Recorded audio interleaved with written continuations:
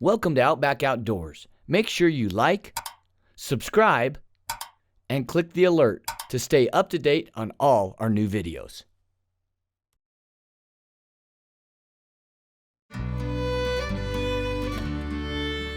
Oatmeal. Champion. Breakfast. I really think, CJ, you and I have learned a lot about thinking smarter, working smarter, not harder. Right. Delegating. Right, yeah. Those are all key components in any successful endeavor. I think sometimes you find a unique individual that just has a gift, and they may be terrible at everything else in life, but they have this just amazing gift. Yeah, or knack. Yeah. And you're not doing them any favors if you make them shelter that gift. Right. So, as a good manager, you want to build your people up, move them forward, all these kind of things. So that's really why we, purposely set back and let Tanner, a.k.a. Snoops, kind of basically find the deer for us. Tanner, how do you feel about that? Yeah, I mean, the deer like in these draws, they really tuck in a lot of times, and it's hard to pick them apart. So when you got four guys, especially lazy guys that like to drag their feet and stuff, and you got four guys trucking through there, it's really easy for the deer to see you first.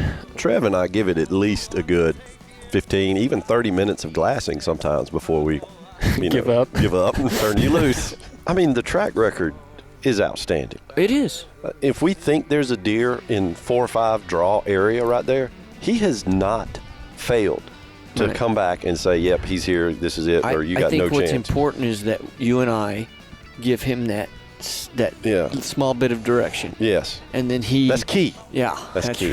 Yeah. I'm a follower. Let's be honest.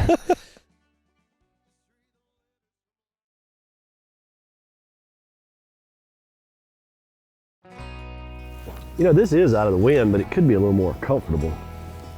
Yeah, I think you could lay down there. right there. Lay down on the bottom, I think. Oh. So the one buck should be right here, and the other buck should be across on this side. Okay. And we are. So we're right there. Okay. So we need to come around here. Probably take that 2-track and then drop down one of these cuts and then pop around the corner that I'm thinking. It's not a bow, it's a sail. It definitely was so windy you could walk right up to him, but you might have a problem stopping depending on where the wind's blowing. Yeah. And with that many deer in that draw, we knew we had to be careful of the other deer. And we were seeing black cows just around like the next draw over or right at the base or the foot of that draw too. So we decided to test out the, I'm going to call it the facing black moo cow now since we don't have a real name for it yet.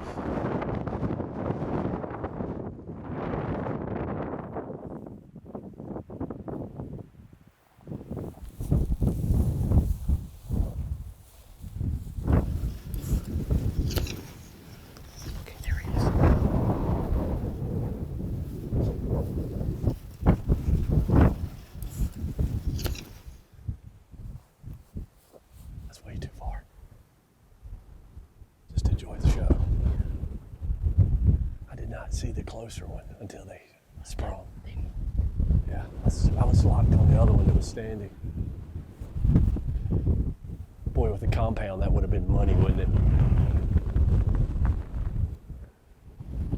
And thankfully, you're blocking a little bit of wind. I'm about to head into town. If you tell anybody I had my head on your shoulder, I'm gonna lie. Yeah, the moo cow don't bother him, huh?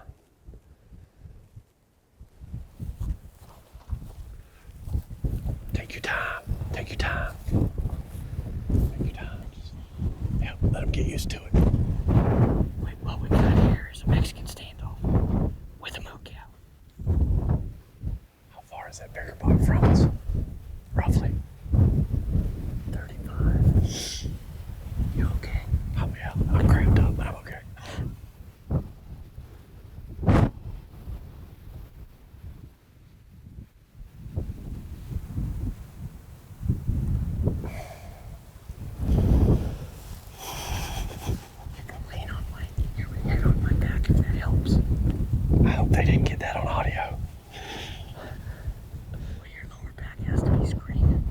wish you were a little taller. Yeah.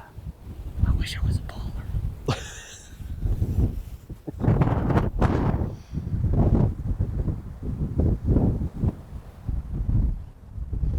I like his kickstand.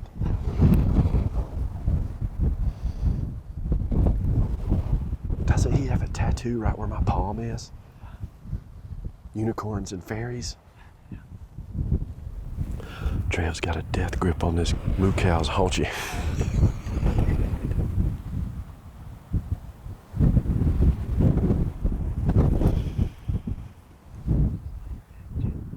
I was blown away by the fact that we were there standing within easy compound range.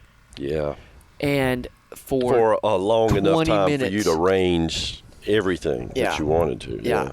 Something spooked him. Something spooked them.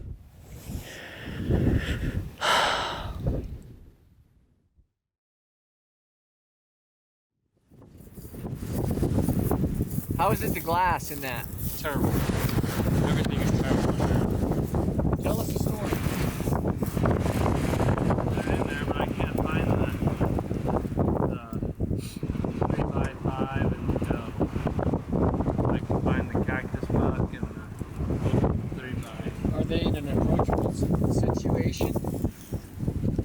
Yeah. That's Decoy or sneak up over and just shoot them? probably just we sneak over and shoot him. I'm so sick of the freaking wind. The plan on this particular stock, again, with the wind as truly magnificent as it was today, I was the flanker. I kind of went across the draw with the decoy ready to create either an attention grabber or a diversion, something if you guys just needed the buck to stand. And we knew there was 2 bucks in there.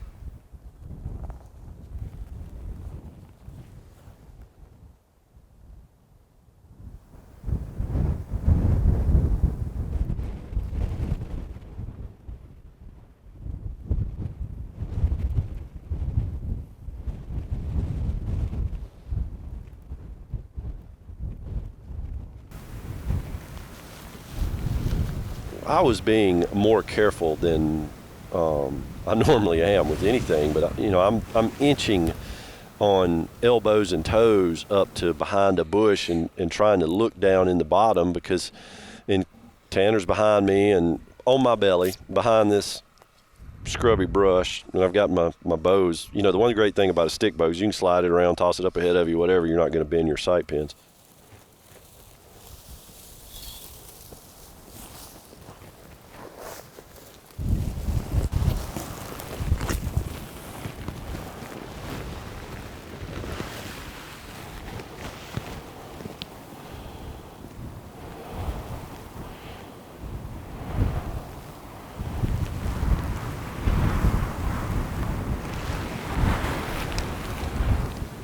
And then that buck just stands up, the non-wacky one. And he's not like terribly spooked, but he starts going up and eventually goes out of the draw, and I don't see the other one. I don't know. What do you think he was, 35 yards? Yeah, probably. When he stands up, and then he walks obligingly up the side there and then turns broadside. Yeah. So, Like, please shoot me with your compound. yeah, but I didn't bring that. So.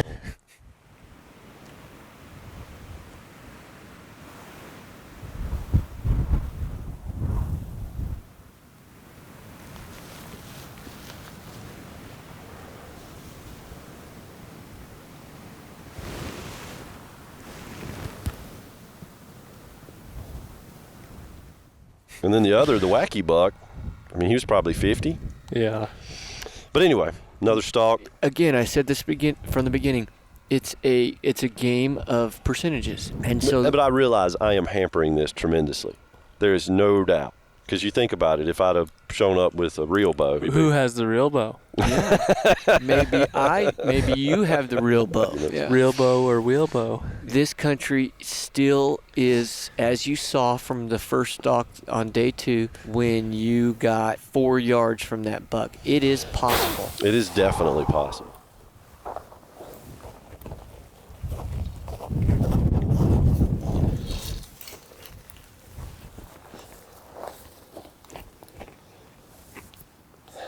felt like I made a good sneak, but something went south.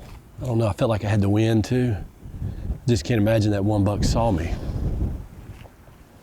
don't know what the deal was. You know what this makes me understand better? What? That first stalk I did here was just truly a gift. Buck by himself, we identified exactly where he was. Had eyes on him the whole Yeah. time.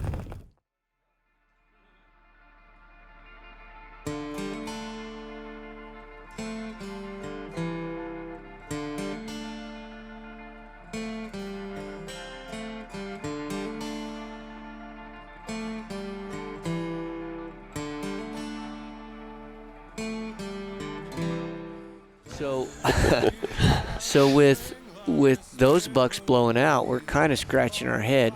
Went back to our original glassing place that's kind of on the east side of the property. It's funny because I looked at you, and I said, you know, tonight would be possibly be a good night to be sitting on that alfalfa field in those hay bales. And we look over there, and Tanner goes, "Up, they're in the field." And we had, I think, about an hour and 20 minutes left of light. Mm-hmm. And so we hustled. We got back, jumped in the Ranger, went around. We got to where we could get up, and these deer were kind of meandering, feeding, whatever, by a shelter belt.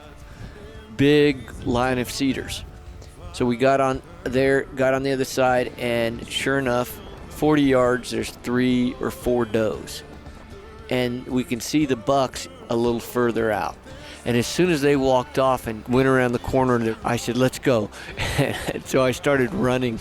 You actually started explaining to me, all right, here's what I think we should. I'm like, don't talk, just go. Right before we headed out, though, I went about halfway through the line of cedars to where I could see, and that 2 bucks were feeding right next to the berm. Where the cottonwoods are. Where the cottonwoods Mhm. are. We ended up going through some open country, but then into that little depression. Yeah, you held back, and Tanner and I went across it, and we pushed our luck, and then there was another draw that comes up there that we could kind of get a little bit down in it, and then we had the berm between us and them, Right. so we just... And you guys snuck up right to the edge, Yeah. and by the time you got there, they had fed out of range. Oh, yeah, they were out in the alfalfa, but boy, that was a wad of deer out there. I didn't fully realize how many were out there until we kind of crested that berm a little bit with just our faces and our binoculars. And I took the tripod off, disconnected the camera from the tripod, and I just like handheld it on, rested on top of that berm basically, because anything else, and they definitely would have seen me. We were pretty close. The evening ends, and you really can't do anything. we're totally and completely out of options. It So got dark. got dark, and we tried to slip out. Hopefully it didn't spook any of them. as I thought he was. He's pretty nice, yeah. There were 2 nice ones. And Tanner got some good footage of it. I would think so, yeah.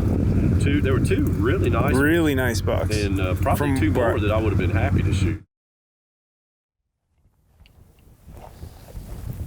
Did you forget where the deer is? You want me to ask Tanner?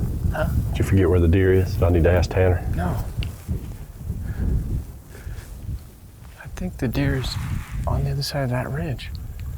Not the little one, but the big one. Yeah. Yeah. What should I be doing here? Where should I go? Like, do you want me to hang back over here in case you want me to go around and pop a decoy up, or what do you want me to do? You know, I might. I think if you can go in the bottom, up against this side, stay on this side of the truck. Okay. I think that's a solid plan. I said, just get to where you can see that cedar that we're gonna go to. You should be fine. That buck's gonna be, bedded on the other side. Copy that.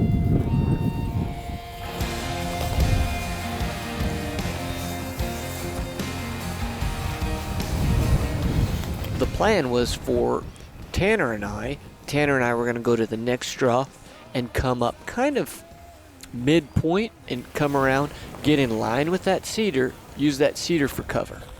That was the plan. And then I was floating on the other side of the main draw in case you needed him to stand up. You had the deploy decoy. a decoy. That buck's position, I recall thinking, man, that looks great. But the one thing that I don't have a skill set for yet is, you think they're, I'm going to say parallel with something like that cedar tree, and you're just absolutely convinced I get behind that cedar tree, your depth perception when you're glassing and it's that far away, and you can compare what you think that deer's size is to everything else, but it's still, once you get within that zone of, all right, I should be getting close to where I can see him, you really have to not get tunnel vision. And the buck was bedded, so he was bedded in a draw down toward the front, and if you can imagine the left side of the draw going up, there was 2 cedar trees. And we were pretty convinced he was level with the lower one, and he's, we thought, going to be about 25 yards.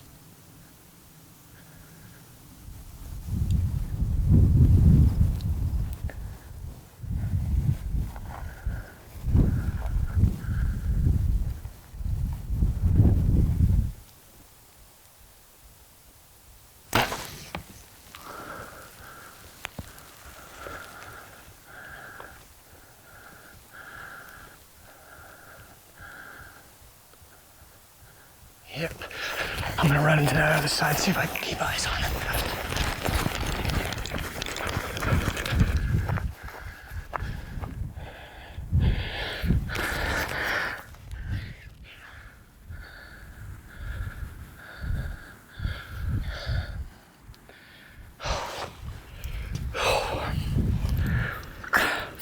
Oh, well, as it always does out here, he was much closer than I thought.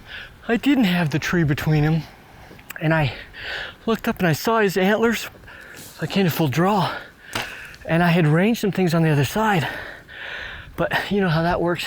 I kind of guesstimated him and shot him. He was quartering away, so that's good. You got that going for you. But he's hurting, and he's hurting and he's bedded, so we'll see what we're gonna do here.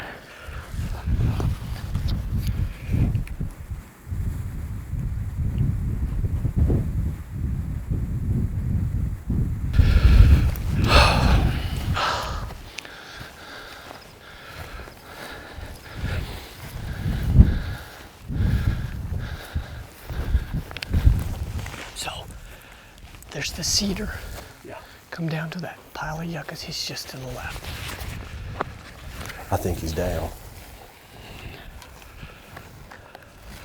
He's getting bigger.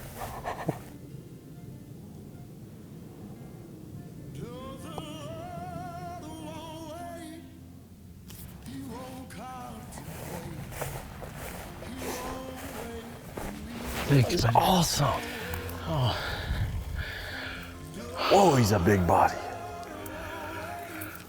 I mean, I don't care where you're at. Wow. That's a great mule deer, Wow. isn't it? It's a great mule deer. I knew it was quartering away hard. I'd say that worked out. Awesome.